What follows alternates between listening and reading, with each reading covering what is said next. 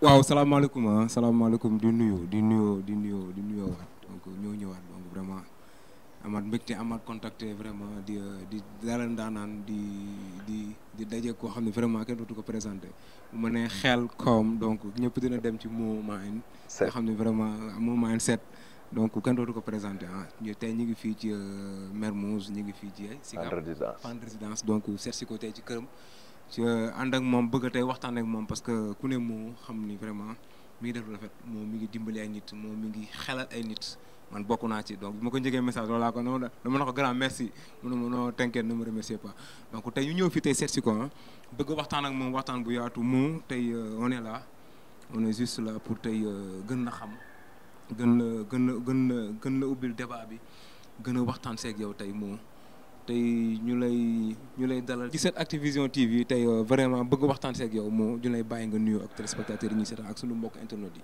waaw di leen nuyu yéen ñëpp di am mbégte nekk fii ak yéen di la nuyu maam Cheikh sama gars yi nekk fii di nuyu sénégalais yi askanu Sénégal di leen déwénati di leen baalu ak te di leen jéggal ñaan weeru koor gi ni ñu teewee ko ay ati yàlla jéggal ñu suñu bàkkaar defal ñu tawfiix taysiir liñ si yóotu yàlla nañu ko suñu borom bi defaral incha allah maa ngi leen dal ak jàmm.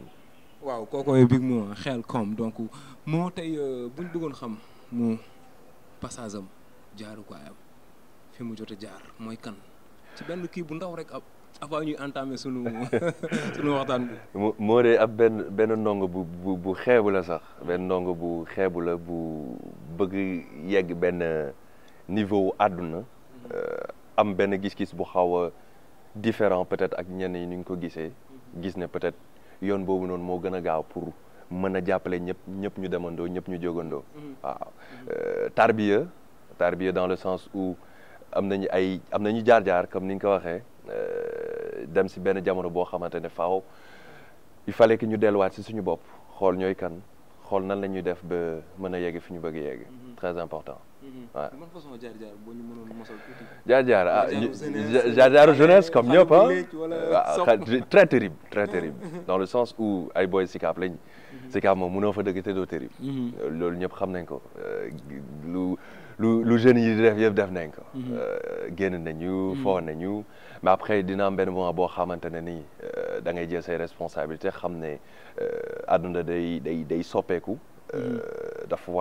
dafa am leen lu la war si àdduna et c'est très important tey jii nga bàyyi si xel bu baax a baax parce que sinon dalay jiitu te doo xam da ngay nekk di dàq ji si ginnaaw fekk c'est trop tard. Effectivement c'est très important Effectivement merci pour les extraits mais moom donc d'où vient l'idée d'aider les gens d'où vient l'idée aussi d'être quelqu'un de un motivateur comme ni nga ko waxee. ok donc d'où vient l'idée aussi da nga jékki-jékki affaire bi dikkal la wala da nga jékki-jékki da nga ne xaaral ma jéem a dimbali jaamu yàlla. quoi ci sama xel. waaw c'est vrai que en fait du woon à la base sama domaine de prédilection. parce que dama doon basketball dama nekkoon aussi di def réseau informatique. donc un petit peu dans le côté. tu es informaticien de métier quoi. pas informaticien de métier j'ai suivi la formation. alors basketball bi nag c'était quelque chose boo xamante ne gars yi si lañ ma gënoon a xam nag parce que je faisais des vidéos sur les réseaux sociaux avec le basketball donc ñëpp xamoon nañu j'étais un très très très grand athlète si basketball amoon naa tout. ban équipe nga nekkoon. nekkoon naa Duc joué naa Duc cadet après ma dem BCS joué deuxième division senior ma joué en même temps di entraîner en même temps ak waa Adidas. et fële sax benn jour sama histoire bu gën a graaw sax laay benn anecdote gars bi nga xamante ne dafa jógee States di ñëw di jël ay nit di yóbbu. alors pour te dire que destin dafa am. jékki-jékki waa ji ñëw man kese man la ñu waroon defal test bi ci club bi ok parce que man kese maa amoon capacité bi pour gérer loolu. certains me comparaient à une détente de Michael Jordan. parce que lu ma neex laa doon def ci air bi ñu mës a basket ak man xam nañ li may wax. Kobe. Vous appelez Kobe Bryant. Yeah, Kobe rek parce que j'étais fan de moi de Kobe même style jeu bi la athlétique et cetera. Peut-être que aw woon nag tolloxo bu takkee ni moom mais quand même la rage de vaincre était là parce que j'aimais pas perdre. donc waa ji ñëw man kese la ñu waroon defal test bi période bu muy ñëw semaine boobu noonu sama téléphone yàqu. waa ji di ma woo ba dem noonu laa raté test bi. C'était le destin. C'était le destin. C'est ça. Sachant que je suis fils aussi d'une ancienne. après ce destin comment tu as vécu ça. sant yàlla parce que nag dafa am leen loo xam ne dafa mës a nekk si man genre dama mës a wóolu suñu borom. dans n'importe quelle situation man du ma dee di stressé. tu es toujours au stop. je dirais pas exactement au top mais chaque fois damay jéem a jël sens positif des choses. nu mu mënti tar-tar. dara du la stoppé quoi. non je dirais pas que dara dina ma stoppé dara du ma stoppé mais c'est juste que voilà je prends les choses positivement. je prends les choses positivement mais j'ai la rage de vaincre. parce que j'aime pas perdre dans le sens où je suis fair play mais dinaa def lépp li tax tey ji bu ma perdre en fait. moi je suis comme ça. ok c'est bien. je suis comme ça. waaw kooku mooy Mo. Khelcom donc mu ñëw ñu fi ñëw seet si ko tey mu dalal ñu ci émission bi nga xam ne moom mooy émission bi nga xam ne mooy tijji gaay moom laa ko tijjee. moom laa ko tuddee émission bi nga xam ne mooy tijji gaay 7actu Vision TV seet si la tey vraiment mu ñu gis ni on est dans un monde boo xam ni monde bu metti la bu jaxasoo comme li ma la ko waxee woon ci sama message yi ñuy waxtaan nga ne ma ñu choisir comme thème ma xalaat comme crise métaphysique. crise métaphysique bu am si jamono bi ci jeunes yi ba ci mag yi dem ba yar amatul fenn réseaux sociaux yi ku ne da ngay waxul la neex saaga yi xasante bi surtout en plein weeru koor mu bari fi loolu moo noo defee jànkat boobu yow sa xel lu mu la yóbbu en tant que motivateur est-ce que tu n'as pas peur d'une génération future un peu xaw ma daal nu ma ko expliquer quoi d'après en fait c'est benn cas bu critique la. nee naa leen Sénégal pour dafa doon si boppam cas bu critique pour nga développer ça va être très critique cas la carrément dans le sens où jeunes yi am nañu intelligence jeunes yi bëgg nañ liggéey mais problème bi mooy la discipline c'est très important discipline soo ko amul rek ça va être compliqué te automatiquement day refléter si sa manière de faire on va pas dire que jeunes yi bëgguñu liggéey jeunes yi bëgg nañ liggéey mais est-ce que teg am nañu discipline nécessaire bi parce que bëgg rek doyul moom laay wax ne lépp looy def si àdduna mun nga am motivation mais motivation rek doyul foog nga am discipline tey soo bëggee ceene da ngay dem entraînement parce que tu es motivé tu veux te muscler mais nga entraîner ñaari jours sonn nga war a entraîner troisième jour bi au lieu nga entraîner nga bàyyi donc motivation rek doyul bëgg nga ceene mais y a pas de discipline tu vois et discipline boobu aussi même dans leur comportement c'est moom laay wax ça si comportement la dans leur manière d'agir wax bi nan ngay nekk ak nit yi ban intelligence sociétale nga am c'est très important parce que dund en société da nga koy jàng da ngay xam nan ngay loolu intelligence sociale la xam nan ngay comprendre nit yi tamit doomi aadama yi au lieu ngay juger directement ñu naan intelligence émotionnelle ñenn yi di ko woowee empathie parfois c'est très important nga xam loolu parce que loolu mooy doon sa identité noonu la nit yi tey ji di la joxe identité c'est très important tey li ngay wane wala li ngay def rek si la nit yi di mën a juger même soo ko nekkul à l'intérieur et je dis même que à l'intérieur noonu nga mel à l'intérieur noonu nga mel peut-être certaines personnes ne vont pas le voir mais li nekk sa biir rek ngay génne parce que am na benn bés benn waay bi nga xamante ne nii borom xaalis la mu ñëw fekk beneen waay boo xamante ne day yelwaan bon pas yelwaan mais amul dara bu mu ñëwee mu jël benn saagu poubelle benn sac sol si mbalit bu bëri dem jox ko waay benn sac def si mbalit dem jox ko waay pour tuutal ko waa ji récupérer mbalit bi tuuru nekkoon ci biir jël mbuus bi dem def si ay fleurs yu rafet yeeg affaire yooyu ñëw delloowaat ko waa ji mu ne ko lan moo tax nga may delloo mbuus bi nga xamante ne fleurs yi nii yu rafet alors que man mbalit laa la jox mu ne ko ku nekk lu nekk si xolam rek lay génnee. kon su ma déggoo sa wax da nga jàpp ni jamono bi suñu comportement bi ñun suñu base la. suñu base la noonu la ñu mel. suñu manque discipline. wax naa ko fii. mais c'est tamit maa ngi bëgg a waaw continue. wax naa ko fii en fait c'est-à-dire que tey li ngay gis noonu yëpp regarde le pays du Sénégal on a tout pour exploser mais qu'est-ce qui manque problème bi si nit yi la. est-ce que doxalin. mënuñu fexe ba développer. doxalin on a tout ce qu'il faut mais la ñu tegal la lépp montagne d'or mënoo ko développer ñun mooy Sénégal on a tout ce qu'il faut. on a tout ce qu'il faut te mag yi bàyyi nañu pour tey jii développer loolu noonu. foofu laa bëggoon ñëw man dama gis ne y a un problème boo xam ne moom mooy maanaam dañu délaissé. ñi war a yar yaruñu. donc est-ce que tamit du loolu moom moo causé problème wala ñi ñu yar tamit bëgguñu ñu yar leen. waaw parce que tamit loolu amul parce que tamit li ngay wax nii jeunes yi bëgg nañ liggéey jeunes yi am na ñu bëgg am discipline mais la moitié loolu benn 1 centime la ci affaire bi. waaw xam nga am na yow ay mbir yoo xamante ne nii jomm la nit ki nekk fi ñàkk fee nekk donc waroo kaa def parce que parfois sax nga yar nit ki mu génn ci biti mel neneen donc benn personne bu influençable te da ngay xool société sénégalaise waxoon naa ko fi nee naa leen réew bi nga xamante ne ni wala askan bi nga xamante ne ni yenn kilifa yi dañ fay wàcc wala yonente yi dañ fay wàcc ak ñu fi nekk ñëpp que ce soit Cheikhul Khadim que ce soit Mame Cheikh Ibrahima Fall Hadj Malick que ce soit Limamou Laye Baye Niass ak ñu fi nekk ñooñu ñëpp chaque fois damay laaj nit yi est-ce que vous vous êtes posé la question lan moo tax ñu wàcc spécialement Sénégal ak réew yu nekk ci àdduna bi yëpp. moo tax yàlla taamu ñun Sénégal wàcc ñu. lu tax ñu taamul ñu ñun spécialement réew bi nii. c'est yow qu'il y a un problème. d'après yow jikko yi doxalin xoolal fu yàlla wàccee yonent yëpp. du ay dëkk yu baax. du ay dëkk yu baax. xoolal li ma la wax rek. seeni jikko baaxul. seeni jikko xoolaat leen ko. diggante doomi aadama ak doomi aadama xam nga nit ki sax mën nga am sa jikko sa nekkin. waaye nga am sa sutura bopp.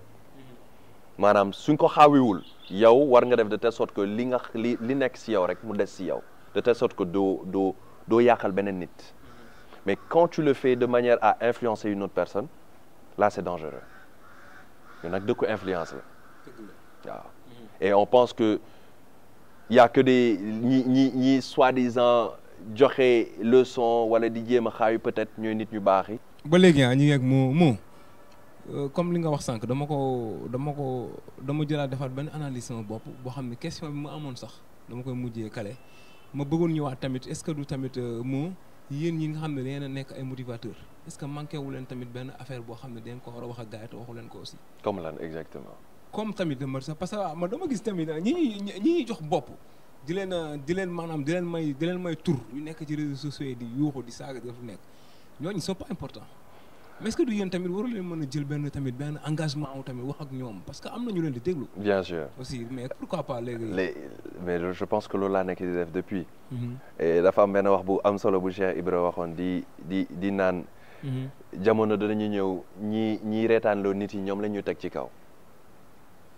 waaw jamonoy ndof daal. waaw. ñi nga xam ne ñooy reetaanloo nit yi di fecc ki def lu nekk ñoom la ñuy yéegal. junj doy na borom xel. junj doy na borom xel fa laa mën a yem. moo nga daw am na leneen sax lu mu si teg mais dama junj la rek pour que nit yi xalaat. da nga daw ba da nga xaw a daw kese wala da nga bañ gars yi mere la. non du question de gars yi mere man ñëpp xam nañu je suis très direct. ah ok ñun ñëpp on se fait plaisir.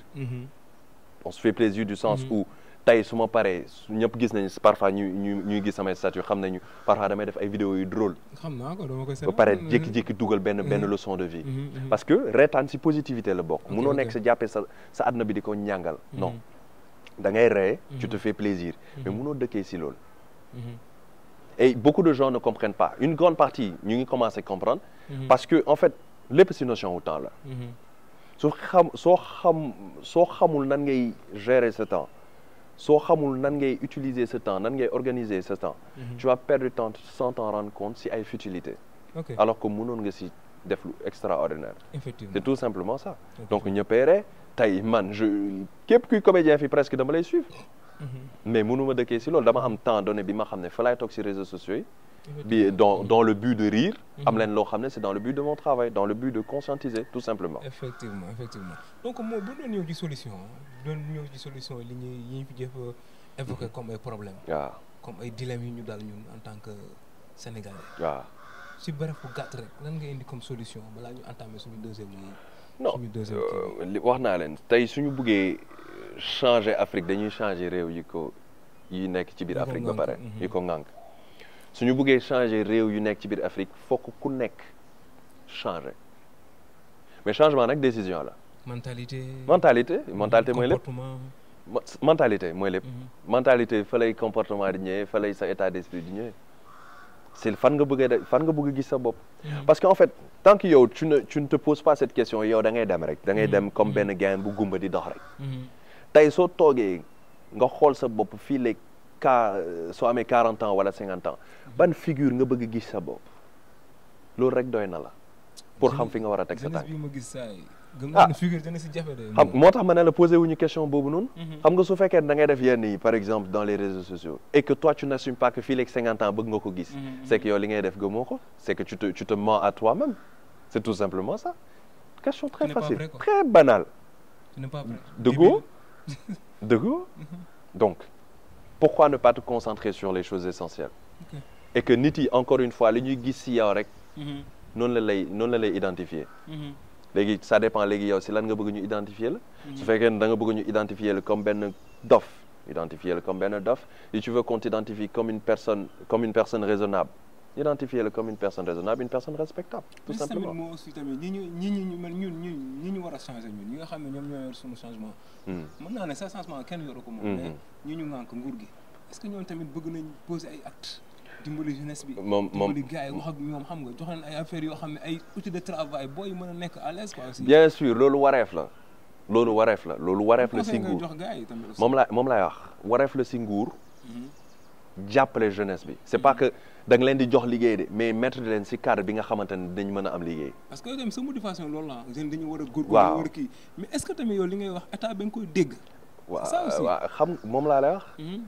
xam lan mooy ses priorités c'est très important parce que liggéey waru fee mën a manquer sachant que tu as une population qui est jeune. effectivement. donc liggéey waru mën a manquer Sénégal. mais est-ce que conditions yi teg nañ ko. est-ce qu'aujourd'hui prioriser nañ yenn mbir yi en fait. jiital nañ yenn mbir yi nga xamante ne dina permettre jeunes yi jóg. dans le sens des jeunes mis à part tey état bi lu mu mën a apporter parce que c'est un devoir si état bi loolu moo tax ñu teg leen fi. mais sur le plan des jeunes tey su ma xaaroon état bi tey du ma nekk fii ma nekk nii. barki Serigne Saliou Mbacké. su ma toogoon di xaar état tey du ma nekk fi ma nekk. da ngay jël ses responsabilités yàlla am na leen lu mu la jox. te chaque jour mu wax leen ko nit ki lu mu soxla mi ngi si wetam te gisu ko. jarul sax muy dem fu sori. maanaam li nga soxla dëgg. tey benn exemple bu très terre à terre yaa ngi am connexion internet. si internet xoolal li nga fa mën a def yëpp. dugub beeg génn bi relation yeeg nit yeeg affaire yooyu noonu. communication grand place. tu as la possibilité de tout faire xam-xam ak lépp mi ngi foofu. am na ay nit yu nga xam ne tekki nañu te amuñu woon kër bu ñuy tëdd amuñu woon néeg bu ñuy fanaan. et toi tu as la connexion internet. ok. nga ne sa jàng soriwul mais il y a des gens yoo xam ne seen jàng soriwul. maintenant nag le problème mooy Sénégal est-ce que ñenn nit ñi fas nañu def yenn liggéey yi parce qu'en fait il y a ce problème de complexe du ma def yenn liggéey parce que suufe na sama kaw. mais regarde toutes ces grandes élites yi nekk fii Sénégal xoolal seen parcours démb ce sont des gens yoo xam ne ay liggéey yu suufe la buub si gis ngeen ko bu muy expliqué ne da doon yendu ay saaku ceeb port yi yendu ay saaku ak keneen ku la raconter ce trajet nga ne kii moo gën a yées moo gën a metti la mais xoolal finalité bi ñooñu peut-être tey suñu xooloon peut-être ne nit yi dinañ ma gis wala affaire peut-être jamono boobu si wuguñu woon certes mais lépp loo gisee àdduna départ la lan moo gën a neex nga toog di raconter ne metti woon na mais je l'ai fait fa lay motivation nga doon nag inspiration woon gars yi ne ok fi nga nekk nii nekkoon naa fa mais aujourd'hui j'ai pu le faire. ok j'ai réussi. je l'ai fait. quand même j'ai réussi. je l'ai fait. c'est tout sa xel mooy sa kaw. waaw ni nga après waxtaan bi neex na mais dama bëgg ñu dugg ci benn aspect bu grave boo xam ne gars yi dañ koy bëgg a laaj kon dama gis nga def benn statut. non je peux mënuma tontu message yu bari maa ngi jégalu. waaw c'est un mot. c'est des mots trop tristes même. avant ñu dugg ci xel comme concept bi. ci xel comme bi. xel mi ak comme bi xel comme Serigne Saliou yaa. c'est quoi maanaam ces relations entre les gens actuellement quoi par rapport en avant ni nga demee. non c'est-à-dire que parfois moom lay wax tout le temps gars yi da ngay compréhension day am. compréhension day am si. non et est-ce que tu imagines plus de ay 5000 messages ñu la koy teg il suffit tey nga dugal benn statut. gars yi yëpp envoyé la doon le message. mais aussi du ma robot. doomi aadama la parfois damay bëgg dal. te aussi tu règles des problèmes avec des gens. mais exactement je règle énormément de couple sax laay mujjee laal yàlla xam na ko. yàlla xam na ko parfois ay jékki-jékki gis ne la saa yi jubé la wax nga si mbëggeel ma ne ko non sur 10 vidéos benn laa si wax mbëggeel. parce qu'il y a des choses plus importantes. effectivement. mbëggeel nag c'est bien de le vivre parce que finalité la am soxna am sa famille tout ça c'est l'entreprise familiale quoi mais je moom laay mujjee laal parce que d'abord il y a des bases qu'il faut balaa loolu il y a des bases qu'il faut ah moo gën nee naa la ñun ay boykat si lañ ay boykat si lañ yoon nga benn xale boo xam non mais sëñ bi yow tamit benn xale booy waaye kii quoi non mais ñi ngi si yoon bi ñi ngi si yoon bi rek yàlla baax na fasaa lañ bu baax continue donc si sens boobu c'est-à-dire il y a énormément de messages moi je fais tout mon possible pour répondre parfois sax ma bàyyi sama assistant parfois muy répondre yenn messages rek mais il y a des choses yoo xamante ne je peux pas laisser beneen nit di ko yor parce que ay secret privé la donc je peux pas laisser d'autres personnes gis messages yooyu sachant que kenn xamul nan la ñuy def ba yàqal la donc je prends le temps de répondre aux messages mais mënu ma répondre oo yëpp parce que j'ai mes propres yi ma war samay mbir yi ma war a gérer yeneen problème mu nit yi et puis des fois je te vois en ligne jusqu'à mais des états quoi c'est ce que je dis en fait tu peux être en ligne et ne pas être disponible tu peux être en ligne et ne pas être disponible. non je veux dire est-ce que du moment boobu nga toog nekk di tontu message yi. du ma nelaw la ñii ñëpp xam sama sœur bi loolu laa ko doon wax jour bële. je dors pas. c'est-à-dire que su may nelaw maximum man su ma amee 4 heures et demie 5 heures de nelaw rek je suis bien. tey su ma tëddoon 4 heures du matin maximum 9 heures fekk yeew naa. maximum nu mu mën de maximum. sans problème. peut-être weeru koor gi nii laay tëdd peut-être benn 6 heures et demie. wala 7 heures. yeewu 10 heures et demie. effectivement. yi enchaîné waat noonu laay enchaîné chaque jour.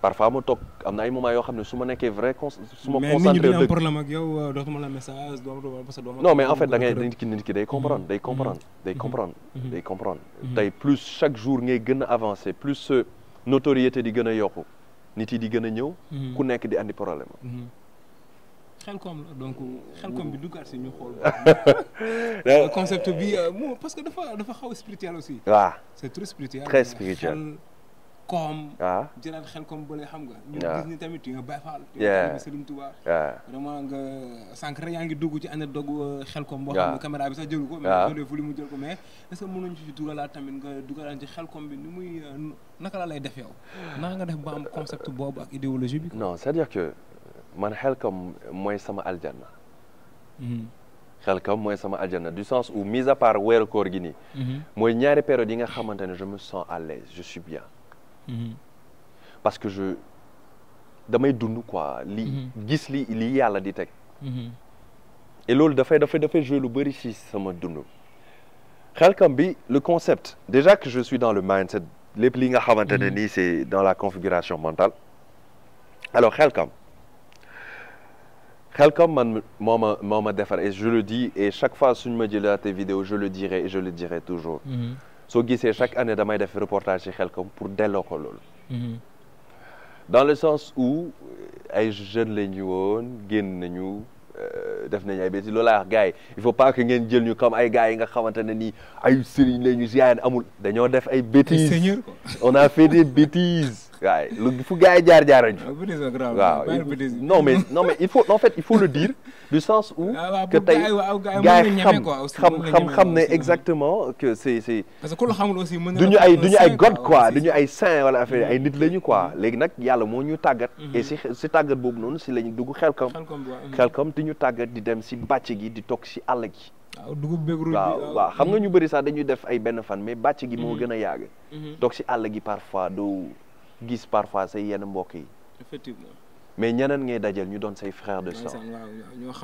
ñoo xam spontanément ngeen am benn lien de sang bu fort xam nga wàccee sa bopp du sens où peut-être tu viens de la ville xoolal yéen ñëpp ngeen bokk li ngeen di def nekk si diggu àll bi di lekk même lekk yi pas lekk yi nga xamante ne nii moom la ñu lekk fii Dakar lekk affaire yooyu noonu mais di la jox lekk yi nga xam ne si nature bi si suuf si la jógee nga dajeek ay multimilliardaires ñu wàccee seen bopp ba ci suuf dalay jàngal nga nekk nit dalay jàngal lan mooy taalibe dalay jàngal àdduna fépp foo mënti dem da ngay dund yow nga ne non damay ñëwul bokk ci liggéey bi jàppale leen def ci sa alal te di nga bàcc di nga jiri te benn gerte du dugg sa gémmiñ wallahi wal kitaab nga delluwaat sa biir kër léegi ñeneen ñii di wax ne naan ñii dañuy dem di liggéey ay sëriñ bi comme daf c'est qu'ils n'ont rien compris xoolal acte bu gën a noble boobu noonu te nee nañ doon na góor jullit encore une fois tant que li nga bëggal sa bopp bëggaloo ko sa morom donc si ton ami est dans le besoin da nga ko war a jàppale loolu mooy xidma bi ngay dégg mooy loolu service sans attendre rien en retour si doomu aadama bi service parce que peut-être kilifa gi am na lenn lu mu gis loo xamante ne doomu aadama normal yi di nga ko gis mais peut-être lu lay gën a jegeloo suñu borom la joxe ñam liggéey si yoonu yàlla loolu lañ def liggéey si yoonu yàlla loolu maanaam sa digganteeg Serigne Saliou la sama digganteeg Serigne Saliou la sama digganteeg Cheikhul Khadim la sama digganteeg Cheikh Ibra la sama digganteeg sama borom la sama digganteeg Rasulullah la parce que liggéey lañ ñu fi andee jaamu yàlla kese da ngay jaamu yàlla nga liggéey si jaamu yàlla yi la bokk foofu nga expliqué xelkom bi daal xelkom bi loolu la et si le sens où Serigne Saliou ak nu mu daan tàggatee xale yi méthode bu mu ko daan defee ba pare yore koom ma toog xalaat ma ne mais comme mooy richesse que ce soit financière que ce soit tey intellectuelle sa xel moo koy yor sa xel moo koy yor mooy richesse bi gën a mag si richesse yi moo tax ma ne sa xel sa koom sa xel mooy sa koom tey nee nañu richesse bi gën a mag mooy xel ndax bépp richesse bi nga xamante ne bis boo nekkoon si gaal mën naa surux loolu du richesse waaye xel mooy richesse bii des te si richesse boobu la yeneen richesse yëpp di jógee fa la alal di jógee fa la lépp loo bëgg a def si àdduna bi di jógee soo àndul ak sa xel soo àndul ak sa xel doo def dara effectivement te tout simplement ça moo tax ma jël concept boobu noonu mindset te bi nga jëlee concept bi après ban apport nga ci am par rapport ak nit ñi mais benn affaire bu extraordinaire en fait dafa delloo si benn source est-ce que diisul jéego sa mu diis yow non diisuma parce que en fait li ma bëgg la tey sama identité la sama identité la boo xamante ne moo tax tey ma doon ki ma doon moo tax tey ji ma focus parce que comme li ma la wax à la base nekk di joxe conseil c'était pas mon domaine de prédilection mis à part le basketball mais ba affaire boobu yëpp defee break blessure yi commencé 9 débattement épaule gauche yi affaire yooyu noonu ma toog break lépp tegu sama kaw toog benn 2 ans yoo xamante ne dama tëju mais tëju di gëstu kenn comprendre ma tëju di gëstu moo tax chaque fois loolu laay wax gars yi dina am ay moments ci sa àdduna yoo xam ne faaw nga tëju faaw nga doxal sa bopp séparé woog nit yi en fait si ngay gën a xamee sa bopp en fait sachant que man bi may gën a nekk booy dama amoon possibilité di def lépp à la fois l'homme aux 100 métiers lañ wax ni ma taxawee côté scientifique noonu laa taxawee côté littéraire tey soo ma gisee ma ubbi machine wala soo ma gisee ma nekk di régler électricité soo ma gisee ma nekk di régler caméra nga ne kii dafa dof soo ma gisee dans le domaine littéraire ma wax nga ne kii dafa dof soo ma gisee dans le sport nga ne kii lépp lay def mais le problème bi ma nekkoon booy mooy c'est que lépp laa bëggoon def en même temps moo tax aw moon concentration bi ma soxla tu voulais tout faire quoi. Je voulais tout faire en même temps mais léegi nag bi ma commencé dugg ci domaine tout ce qui est mindset wala affaire yooyu là j'avais la possibilité laal ñëpp en même temps képp ci domaine mën naa la laal. mais mindset bi mind la ak set. yeah. set quoi set bu setting non settings. parce que tamit gars yi ngi jaawale. waaw waaw mun nga ko yóbbee foofu. mun nga ko yóbbee foofu. ok. mun nga ko yóbbee du sens où xel mu sell mais settings mooy configuration si réglage configuration donc mind mooy lépp luy xel donc xel da nga koy defar da nga koy mooñ da nga koy tabax ba mu dëgër ba nga mën see dox c'est très important ba nga mën a dund ci société bi loolu la en fait effectivement moo leer na leer na d'habitude gars yi dañ naan am na loo xam ne bu nekkee ci nit mënoo ko génne tant que waxut parce que day lof ñaay dana ko wax feeñ dëgg la wax nga tey feeñ nga te wan nga ñu tey lu bari moo bu ñu doon xam say projet ak sa maanaam say yi nga nekk ñu boole ko système bi defaale ko sa benn genre tàggatoo ak suñu téléspectateurs yi nga xam ne dañuy seetaan suñu mbokk internet yi nga xam ne ñu ngi seetaan 7actu Vision TV defaale ko benn genre message lancé waale ko tàggatoo gars yi ba beneen yoon incha allah. waaw mais di déjà rafetlu invitation bi parce que ñoo déplacé wu rek loolu rek c'est quelque chose man maa leen di déjà remercier je vous remercie aussi di wax gars yi rek am na yu gën a grave yu ñëw defaguñu dara wallahi wal kitaab ay xale yu ndaw lañ voilà parfois gars yi teg la benn âge beeg affaire yooyu mais ay yàlla xam na ne ay xale yu ndaw lañ yàllaa koy def mais nag ñi ngi waajal ay mbir yu extraordinaire je ne dirai pas lii wala affaire yooyu ce sera dans la surprise dafa am chaque fois parmi les 6 secrets yi nga xam ne da nga ko war a dencal sa bopp du lépp la ñuy wax waaw il faut pas tout dévoiler parce que tey say projet garder ko c'est sa exploit personnel la ba mu génn rek ñëpp ne kon nekk tey lii la doon waajal Cheikh Ibrahima wax boobu dafa koy jàpp bul jëf mooy lépp. moo tax muy naan yow man xiyaa jëf lañ lañ koy xoolee si fi ñuy fayee jëf lañ koy xoolee waaw du ay waxi ak yeneen fi ñuy fayee jëf lañ koy xoolee mooy jëf mooy lépp. donc loolu la rek di am mbégte nekk fii ak yéen di wax ak Sénégalais yi que gars yi ñi ngi fii li ngeen di dund la gars yi di dund. Effectivement. mais sauf que il faut juste faire la différence. il faut juste faire la différence soo defee différence bi rek xam lan mooy ses priorités. parce que doomi aadama motul. di nga def ay erreurs di nga def ay bêtises ak affaires yooyu noonu am na ay manquements. mais après tu xam lan mooy sa priorité et puis tu le fais et puis tu passes à autre chose nga xam fan nga teg sa tànk c'est tout. c'est tout. waaw mais moom tamit ma dégg gars am na benn jour boo xam ne da ngay dem envers les personnes dépressives di waxtaan ak ñoom di leen delloosi mu nekk une idée vraiment trop noble man loolu noo ko mën a expliquer Sénégalais pour ñu mën ko comprendre d'après yow. Sénégal dëkk boo xamante ne nit yi bëri nañ problème dans le sens où je ne suis pas psychiatre je ne suis pas aussi médecin. mais je suis quand même coach mentor dans tout ce qui est le mindset le PNL donc am na leen loo xamante ne pour la plupart du temps nit yi ñëw si yow peut-être dañu bëgg génne li nekk seen biir parce que nekk nañu si situation am nañu ay problèmes